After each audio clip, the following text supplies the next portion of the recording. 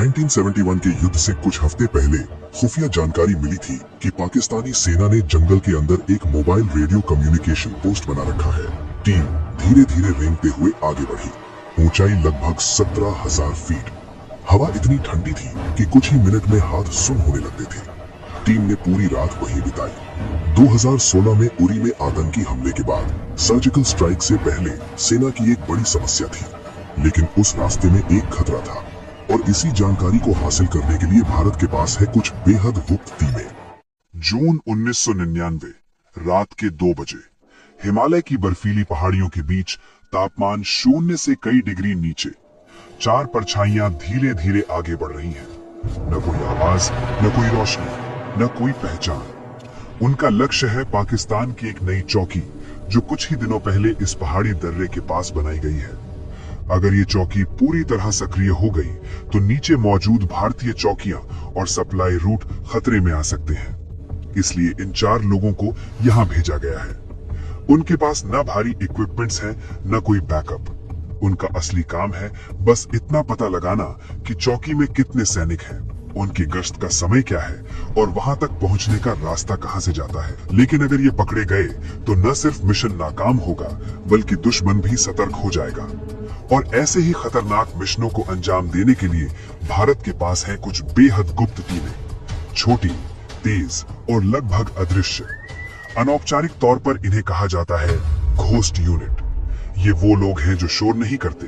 ये वो लोग हैं जिनकी जीत का जश्न कभी सार्वजनिक नहीं होता और जिनका कोई आधिकारिक रिकॉर्ड भी नहीं होता। भारतीय सैन्य संरचना में ऐसी गुप्त रिकॉनेसेंस टीमों का महत्व धीरे धीरे समय के साथ समझ में आया।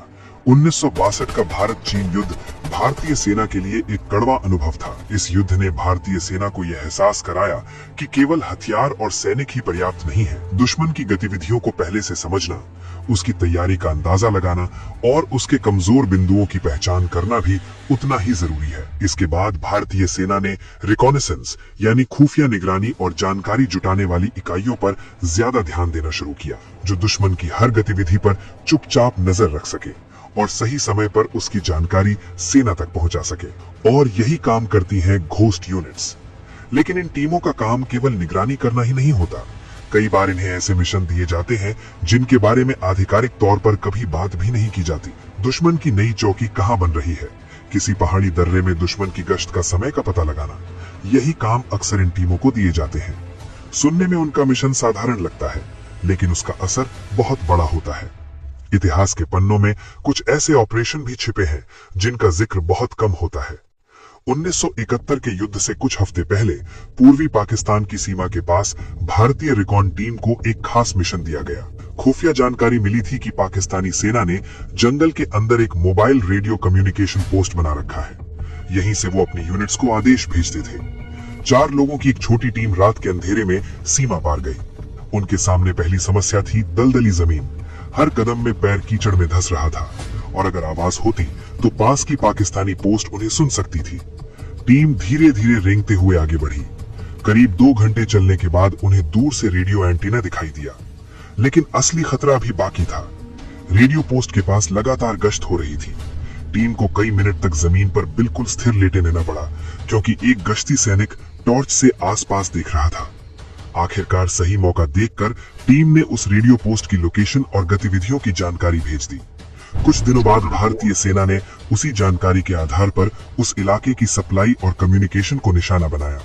कुछ इसी तरह कारगिल युद्ध के शुरुआती दिनों में भारतीय सेना को यह समझ नहीं आ रहा था कि दुश्मन कितनी ऊंचाई पर बैठा है। तभी एक छोटी रिकॉन टीम को भेजा गया। रात का समय था, ऊंचाई लगभग 17,000 फीट। हवा इतनी ठंडी थी कि कुछ ही मिनट में हाथ सुन होने लगते थे। टीम को एक खड़ी चट्टान पार करनी थी। गलत कदम का मतलब था सीधे सैकड़ों फीट नीचे गिरना। कई घंटे चढ़ाई करने के बाद वे एक चोटी के नीचे पहुंचे। यहीं से उन्होंने पहली बार दूरबीन से देखा ऊपर पाकिस्तानी सैनिकों की बंकर लाइन। दुश्मन इतना ऊंचा बैठा था कि नीचे से दिख ही नहीं रहा था। टीम ने पूरी रात वहीं बिताई, बर्फ में छिपकर दुश्मन की गतिविधियां नोट करते हुए। सुबह होते होते भारतीय सेना को पहली बार दुश्मन की सही पोजीशन का अंदाजा मिला और उसी जानकारी के आधार पर आगे के हमले शुरू किए गए। ऐसे ही एक और गुप्त मिशन में टीम को बर्फीले इलाके में भेजा गया, जहां दुश्मन की नई गतिविधियों की आशंका थी। समस्या ये थी कि उस इलाके में लगातार बर्फीले तूफान आते थे। टीम को कई बार बर्फ के बीच घंटों तक छिपकर इंतजार करना पड़ा। ऑक्सीजन कम थी और तापमान शून्य से बहुत नीचे। लेकिन कई दिनों की निगरानी के बाद उन्हें पता चला कि दुश्मन एक नया सप्लाई रूट इस्तेमाल करने की कोशिश कर रहा है। ये जानकारी तुरंत आगे भेजी गई और उसी के बाद सीमा पर सुरक्षा व्यवस्था बदली गई। इसी तरह 2016 में उरी में आतंकी हमले के बाद सर्जिकल स्ट्राइक से पहले सेना की सबसे बड़ी चुनौती थी सीमा पार मौजूद आतंकी लॉन्च पैड तक सुरक्षित पहुंचना। एक रिकॉन टीम को रात में एलओसी के पास भेजा गया। उन्हें शक था कि एक सूखी नदी का रास्ता इस्तेमाल किया जा सकता है, लेकिन उस रास्ते में खतरा था। बीच में एक दुश्मन की छोटी चौकी थी। टीम कई घंटे तक पत्थरों के पीछे छिपकर बैठी रही। आधी रात के बाद गश्त कम हुई। तभी सैनिक धीरे धीरे नदी के पत्थरों के बीच आगे बढ़े। उन्होंने पूरे रास्ते को मैप किया, कहां कांटेदार तार है, कहां माइन हो सकती है और कहां से चुपचाप गुजरना संभव है। यही रास्ता बाद में सर्जिकल स्ट्राइक के दौरान इस्तेमाल किया गया। फिर 2019 में पुलवामा में आतंकी हमला हुआ। भारत को मुंह तोड़ जवाब देना था। बालाकोट एयर स्ट्राइक से पहले सबसे बड़ा सवाल था, क्या सच में उन इलाकों में आतंकी कैंप सक्रिय है? खुफिया एजेंसियों को जानकारी मिली थी, लेकिन अंतिम पुष्टि जरूरी थी। सीमा के पास एक गुप्त निगरानी टीम कई दिनों तक उस इलाके की गतिविधियां रिकॉर्ड करती रही। उन्होंने देखा हर शाम कुछ वाहन उस परिसर में आते थे। रात में वहां रोशनी जलती थी और सुबह फिर सब शांत हो जाता था। इस पैटर्न को कई दिनों तक रिकॉर्ड किया गया। जब सारी जानकारी सैटेलाइट इमेज और अन्य इंटेलिजेंस से मैच हुई, तब वायुसेना को अंतिम टारगेट कंफर्मेशन मिला और फिर शुरू हुआ बालाकोट एयर स्ट्राइक। आइए अब जानते हैं कि आखिर ये घोस्ट यूनिट्स बनती कैसे हैं। भारतीय सेना की पैरा स्पेशल फोर्सेस दुनिया की सबसे कठिन ट्रेनिंग पाने वाली यूनिट्स में गिनी जाती हैं। इन सैनिकों की चयन प्रक्रिया इतनी कठिन होती है कि कई बार 80 से 90% उम्मीदवार बीच में ही बाहर हो जाते हैं। जो अंत तक टिकते हैं वही बनते हैं विशेष बलों के सैनिक। इस चयन प्रक्रिया को प्रोबेशन कहा जाता है। ये कई हफ्तों तक चलने वाली ऐसी परीक्षा होती है जिसमें सैनिकों की शारीरिक ताकत ही नहीं, मानसिक सहन शक्ति भी परखी जाती है। उन्हें लगातार कई किलोमीटर तक भारी सामान के साथ मार्च करना पड़ता है, कभी नींद के बिना, कभी भोजन के बिना और कई बार बेहद कठिन मौसम में। लेकिन ट्रेनिंग केवल ताकत की नहीं होती, उन्हें सिखाया जाता है कैसे बिना आवाज किए आगे बढ़ना है, कैसे अंधेरे में रास्ता ढूंढना है, कैसे दुश्मन के इलाके में कई दिनों तक जिंदा रहना है और कैसे मिशन पूरा करके सुरक्षित वापस लौटना है। इन टीमों में केवल 4 से 8 सैनिक होते हैं, लेकिन उनका प्रभाव एक पूरी बटालियन जितना हो सकता है। दुनिया के कई देशों के पास ऐसी विशेष रिकॉन यूनिट्स होती हैं। अमेरिका की नेवी सील्स, ब्रिटेन की SAS और रूस की स्पेट्सनाज।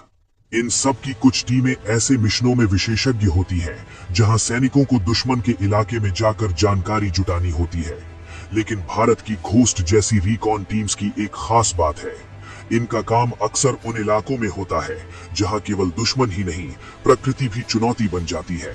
घने जंगल, बर्फीली पहाड़ियां, रेगिस्तान और लंबी सीमाएं। इन सैनिकों को हर परिस्थिति में काम करना पड़ता है। उनका मिशन इतना गोपनीय होता है कि उनको अपने साथी की भी पूरी जानकारी नहीं होती है, और अगर मिशन सफल हो जाए तो शायद दुनिया को कभी पता ही न चले कि कुछ हुआ था। युद्ध की दुनिया में एक नियम है, जो पहले देखता है वही जीतता है, और घोस्ट यूनिट्स का काम ही है सबसे पहले देखना, समझना और चेतावनी देना। लेकिन इन सैनिकों की जिंदगी आसान नहीं होती। वे अक्सर परछाइयों में रहते हैं। उनके मिशन के बारे में किताबें नहीं लिखी जाती, उनकी कहानियां अखबारों की सुर्खियां नहीं बनती। कभी कभी इतिहास उन लोगों को याद रखता है जो मंच पर खड़े होते हैं, लेकिन असली इतिहास उन लोगों द्वारा लिखी जाती है जो परछाइयों में काम करते हैं। भारत की सीमाओं पर, कहीं बर्फीली पहाड़ियों के बीच या घने जंगलों की खामोशी में शायद इस समय भी कुछ सैनिक आगे बढ़ रहे हों, बिना किसी शोर के, बिना किसी पहचान के। क्योंकि भारत की सुरक्षा की कहानी में कुछ सबसे बहादुर सिपाही वही होते हैं जिनके नाम दुनिया शायद कभी नहीं जान पाती। और यही वजह है कि हर सुरक्षित सुबह के पीछे कहीं ना कहीं कुछ अदृश्य परछाइयां पहरा दे रही होती हैं।